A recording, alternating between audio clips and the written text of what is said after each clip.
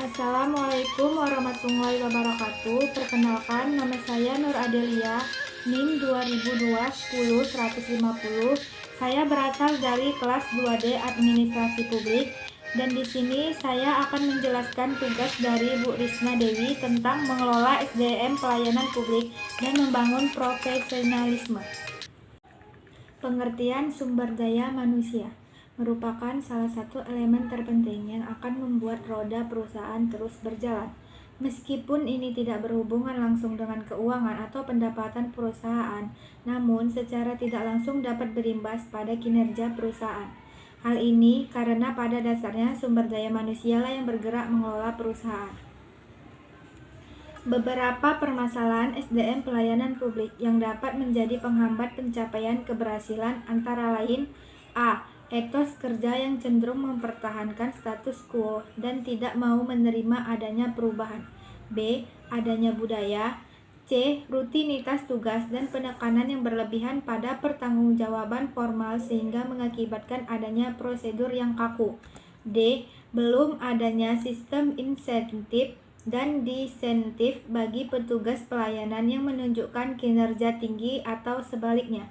E. Kurangnya kemampuan SDM pelayanan untuk melakukan analisa dalam pembuatan standar pelayanan yang akurat. Ada faktor penghambat SDM. Yang pertama, kurangnya hubungan dengan masyarakat luar. Yang kedua, perkembangan teknologi dan pendidikan yang terlambat. Yang ketiga, adat atau kebiasaan. Sedangkan faktor pendorong SDM-nya ialah A. Pendidikan, B. Teknologi, C. Kemajuan ekonomi. Faktor yang mendukung membangun sikap profesionalisme menurut Andriani 2005 adalah A. Performance dapat diartikan sebagai prestasi kerja, pelaksanaan kerja, penampilan kerja. B. Akuntabilitas pegawai suatu kebijakan strategis. Hal ini harus dapat diimplementasikan untuk menciptakan kepatuhan pelaksanaan tugas dan kinerja pegawai. C. Loyalitas pegawai adalah kesetiaan kepada konstitusi, hukum, pimpinan, bawahan, dan rekan kerja. Studi kasusnya ialah tentang pengembangan kemampuan sumber daya manusia dalam menciptakan pelayanan publik di kantor camat sekolah darat Kabupaten Kutai Barat.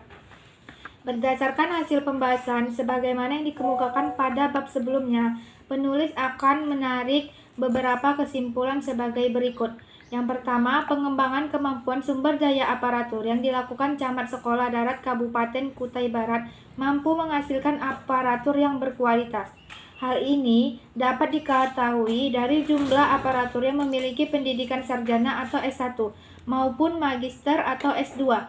Meskipun pengembangan kemampuan yang dilakukan belum sesuai kualifikasi yang diharapkan, tetapi dengan bertambahnya aparatur yang memiliki legalitas sarjana dan magister, serta legalitas pelatihan sangat berarti untuk menunjang kelancaran tugas rutin. 2.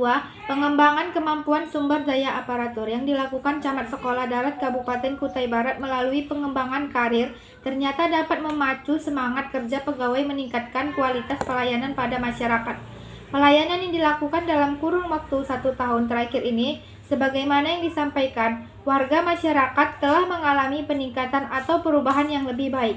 Dan yang ketiga, kurang optimalnya pengembangan kemampuan aparatur disebabkan oleh terbatasnya anggaran yang dialokasikan untuk pengembangan, masih adanya keragaman minat dan kemauan aparatur dalam meningkatkan kompetensi, dan beragamnya responsivitas aparatur dalam menyikapi masalah pengembangan kapasitas dan kompetensi.